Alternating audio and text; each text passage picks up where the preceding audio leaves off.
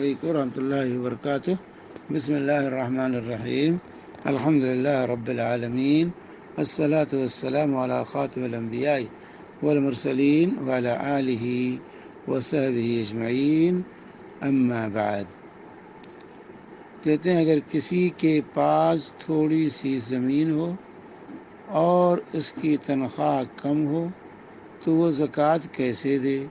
مشکل سے گزر بسر ہوتی ہے، زمین تھوڑی تو نہیں بیچ سکتے۔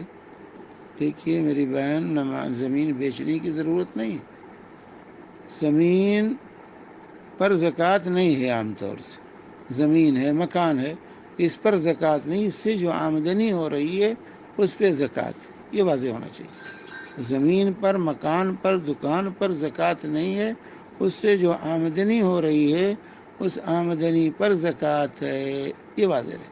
اس لیے اور تنخواہ کا معاملہ یہاں یہ ہے کہ وہ خرچے کے لیے بھی مشکل سے خرچہ چلتا ہے، تو ایسے شخص پر زکوٰۃ واجب نہیں ہے، یاد رہے۔ زمین جو ہے اگر اس سے کمائی نہیں ہو رہی ہے، اس سے آمدنی نہیں ہو رہی یا ہوتی ہے لیکن بچتی نہیں ہے تو اس پہ زکوٰۃ نہیں ہے۔ آپ کے پاس زمین ہے، کاشت کر رہی ہیں، اگر کاشت کی زمین ہے تو جو غلہ پیدا ہوتا ہے وہ نصاب کو پہنچے گا تو اس پہ زکوٰۃ ہوگی۔ اگر وہ کرائے پر دیے ہوئے ہیں تو جو کرایہ آ رہا ہے اگر وہ اخراجات سے بچ جاتے ہیں سال بھر کے بعد تو اس پہ زکوٰۃ ہے، ورنہ زکوٰۃ نہیں ہے۔ تو یہ واضح ہونا چاہیے۔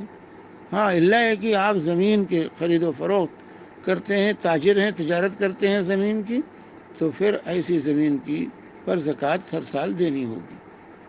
لیکن تجارت نہیں ہے، رکھے ہیں ضرورت کے تحت یا کرائے پر دینے کے لیے رکھے ہیں، تو ایسی صورت میں اس پر زکوٰۃ نہیں ہے۔